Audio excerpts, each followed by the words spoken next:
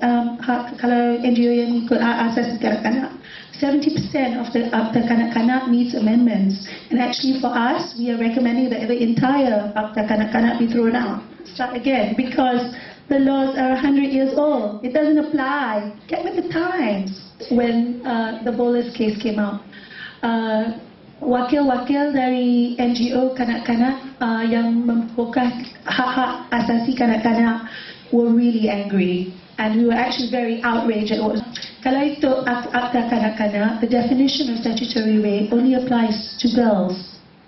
And the truth of the matter is, kalau turun padang, statutory rape also applies to boys. Boys get raped too. Itu satu. And it's not just the issue of statutory rape. Yeah? Rape, kalau the definasi rogol is also only for girls. It doesn't protect the boys, yeah? So it's not complete.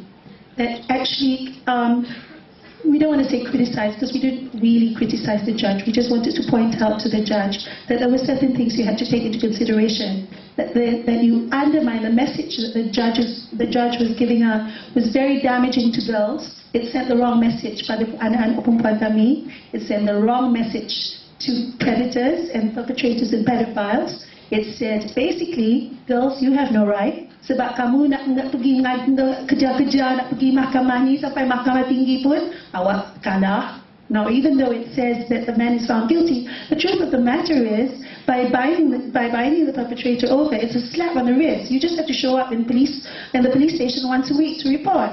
And then that's it. If you make a crime and you got caught, terrific. But if you commit a crime and you don't get caught, nothing happens. That perpetrators could, get away with it. And that was simply wrong. And we were talking about kat sini, masa depan, the perpetrator, the person who raped this girl, had a bright future that we had to take into consideration, the judges took into consideration, but no one talked about masa depan yang ceria untuk the victim. No one talked about the victim. No one mentioned her. What was not said here when the judges passed judgment was that the voice of the child, the voice of the victim, the girl, was never heard in the Court of Appeals. She never spoke. She was not allowed to speak.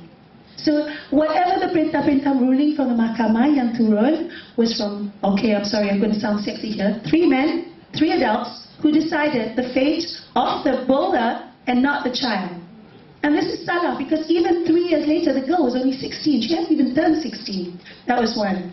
And then 2 weeks later, on the heel of that, came the decision from Butterworth, which was even worse, because the girl was 12, and the guy was 21. And it was the same decision, even though the ruling was not done. And it was outrageous, because it just completely shattered the self-esteem of the victims, completely shattered the bravery and the courage for girls to step forward. It didn't take into the whole definition of what statutory rape is. 53% of the victims were girls under the age of 18. Statutory rape accounts for 54% of all cases of rape reported. All 54%.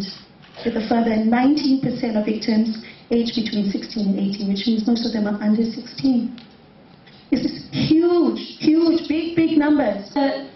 There is no standardization and a leeway for judges to make decisions. You have one judge saying, okay, you're going to give the first same sentence, but the circumstances were different, especially with the bowler case and the electrician's case. Actually, we shouldn't bother about that bowler. I'm going to call him the 13-year-old and 12-year-old, because we should really highlight the issue of the victims, not the perpetrators. They don't deserve any highlighting. But we have to look at that. There was no standardization on what the sentencing was. It just says in the penal code, okay, if there are mitigating circumstances, then you can look at this, this, and this, which is salah. There should be one standardized criteria in terms of how you provide the sentencing. That's one. The judges should have more leeway in terms of what are the different ways in which to do sentencing. It can't just be binding or going to jail. There has to be something else. Not 1 day or 1 year, 25 years. There has to be some kind of guidance in which this is done. Itu satu. Number 2, in terms of the victims themselves, what happens to the victims lepas kesnya?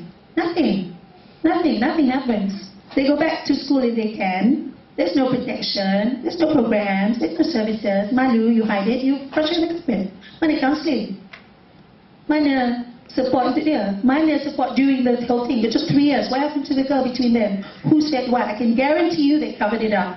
Dia tak cakap apa-apa. And that it is the tanggungjawab ibu bapa. I agree. But kalau tak ada, community lah kena tolong jaga. Right. And the first thing you have to do is just to change your attitude to what statutory rape is. There is a reason why children di bawah 18 tahun dikira kanak-kanak, and that the protection given to children bawah 18 tahun is important and special.